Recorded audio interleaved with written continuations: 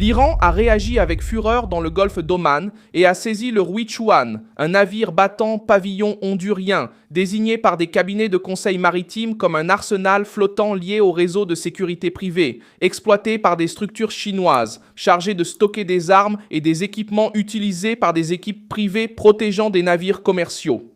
Ce vendredi 15 mai 2026, l'affaire a fait l'effet d'une bombe politique. Parce que la saisie a eu lieu à environ 38 000 nautiques de Fujairah, aux Émirats arabes unis, près de l'entrée du détroit d'Ormuz. Alors que Donald Trump faisait pression sur Pékin pour qu'il n'apporte pas de soutien militaire au régime iranien. Des hommes non autorisés sont montés à bord du navire alors qu'il était à l'ancre, ont désactivé le système habituel de transparence maritime et ont conduit le navire vers les eaux iraniennes, sans confirmation de mort jusqu'à présent. Le constat est lourd, Téhéran n'a pas agi comme une force collective, mais comme un régime acculé qui tente de tirer avantage en mer après avoir perdu du terrain à la table des négociations et sur le plan militaire. Maintenant, le vol de cet arsenal chinois donne à Trump un argument solide pour augmenter la pression navale, demander des explications à la Chine et considérer la garde révolutionnaire comme une menace directe contre la navigation internationale.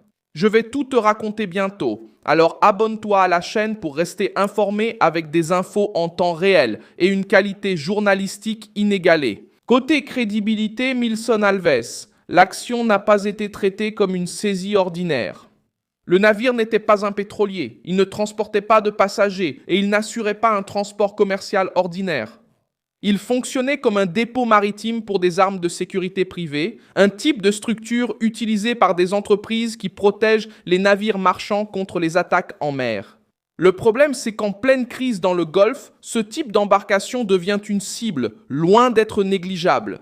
Lorsque des hommes liés à l'Iran s'emparent d'un navire de cette taille, on en déduit immédiatement que Téhéran a cherché à renforcer sa propre capacité de pression en mer sans avoir à annoncer ouvertement l'achat d'armement. La garde révolutionnaire islamique apparaît comme le nom central de cette opération. Les informations maritimes ont indiqué que le navire a été saisi par du personnel non autorisé à environ 38 000 nautiques au nord-est de Fujairah, une zone stratégique, car elle se trouve près de l'entrée orientale du détroit d'Ormuz. Après l'abordage, le signal de suivi a disparu et le contact avec le navire a été perdu. Ce détail a tiré la sonnette d'alarme. Lorsqu'un navire disparaît du système d'identification et se dirige vers les eaux iraniennes, la possibilité d'une inspection indépendante diminue et le contenu réel à bord passe sous le contrôle de Téhéran. Ce qui rend la situation explosive, c'est le lien chinois mentionné dans les informations. Le navire apparaît dans des rapports comme étant exploité ou associé à des structures liées à des entreprises chinoises de sécurité maritime. Cela a soulevé de lourds soupçons. La Chine affirmait, sur le plan diplomatique, qu'elle voulait que le détroit d'Ormuz reste ouvert et sans contrôle militaire iranien, alors qu'un arsenal lié au circuit maritime chinois était capturé par l'Iran. Ce fait en soi jette déjà une ombre sur Pékin, car Téhéran a eu accès à un navire sensible au moment le plus opportun, pour Trump. À Pékin, il avait déjà dit que Xi Jinping était d'accord pour dire que l'Iran ne pouvait pas avoir d'armes nucléaires et que le détroit d'Ormuz devait être rouvert. Le président américain a également affirmé que Xi avait promis de ne pas envoyer d'équipement militaire à l'Iran. C'est là que l'épisode du Huichuan devient politiquement toxique. Si la Chine a promis de ne pas armer Téhéran et qu'ensuite un navire décrit comme un arsenal flottant a été amené dans les eaux iraniennes, cela donne des arguments politiques pour dire que le jeu chinois doit être surveillé de près. L'Iran a fait cela parce qu'il essaie de retrouver un levier de pression après des semaines de blocus, d'attaques et d'usure militaire. Il n'y a pas de confirmation publique de mort lors de la prise de Huichuan. Ce que l'on sait, c'est que le navire a été abordé, emmené en direction de l'Iran et a perdu le contact.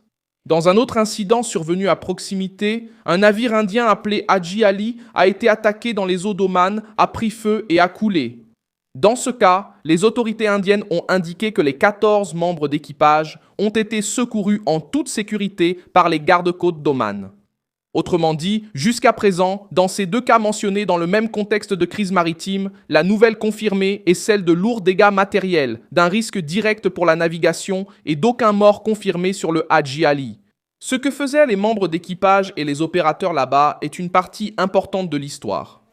Dans le cas du Wichuan, le navire était à l'ancre et servait de soutien à la sécurité maritime, conservant des armes et des équipements pour des missions de protection privée. Ces embarcations existent parce que de nombreuses nations côtières ont des règles compliquées concernant l'entrée d'armes dans leurs ports.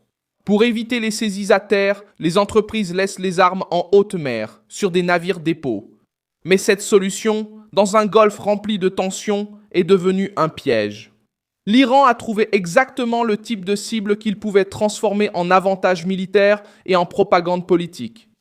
La réaction américaine était déjà en préparation avant même cette saisie. L'amiral Brad Cooper, chef du commandement central des États-Unis, a déclaré au Congrès que l'opération Epic Fury avait fortement dégradé les capacités iraniennes en matière de missiles, de drones et dans le secteur naval.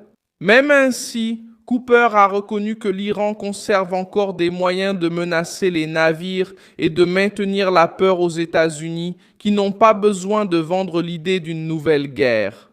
La justification est déjà en train d'être mise en place sur le terrain. Protéger la navigation, empêcher un péage imposé par l'Iran, éviter les mines en mer et empêcher que la garde révolutionnaire transforme les navires commerciaux en otages. Cooper lui-même avait déjà déclaré que les forces américaines avaient pris des risques pour ouvrir le passage dans le détroit d'Ormuz, utilisant des destroyers dotés de défenses antimissiles et plus de 100 aéronefs. Des plateformes sans équipage et 15 000 militaires pour protéger les navires commerciaux. La prise de l'arsenal flottant affaiblit également le discours iranien selon lequel Téhéran ne fait que réagir aux agressions extérieures. Lorsqu'une force armée aborde un navire ancré près des Émirats arabes unis et l'emmène dans les eaux iraniennes, l'image qui en ressort est celle d'une piraterie d'État avec un calcul politique. L'Iran voulait montrer sa force. Mais cela a fini par exposer précisément le type de comportement qui aide Donald Trump à défendre une réponse plus ferme dans le Golfe. Maintenant, la suite dépend de 3 actions. Washington devrait utiliser ce cas pour augmenter les patrouilles, surveiller les navires suspects et faire pression sur ses alliés pour qu'ils considèrent les gardiens de la révolution comme une menace directe pour la navigation. La Chine sera mise sous pression politiquement, car Donald Trump pourra exiger que Pékin prouve, dans les faits, qu'elle ne facilite pas un soutien militaire indirect à Téhéran. L'Iran devrait essayer de transformer la saisie du navire en un levier de pression, que ce soit pour renforcer ses stocks ou pour montrer qu'il est encore capable de mettre le feu à l'échiquier maritime. La crise a atteint ce stade car Téhéran, ayant perdu militairement, a voulu une victoire rapide en mer. Mais le vol de l'arsenal chinois a ouvert une porte dangereuse. Au lieu de paraître fort, il a semblé désespéré d'obtenir des armes, de marchander et de montrer qu'il contrôlait la situation. Milson Alves, internationaliste. Et mon objectif est de vous tenir bien informés, en toute vérité chaque jour. Les liens des actualités se trouvent dans la description de la vidéo. Laisse un like sur cette vidéo, abonne-toi à la chaîne et, à la fin, jette un œil aux commentaires pour que tu sois encore plus impliqué dans la communauté Milson Alves.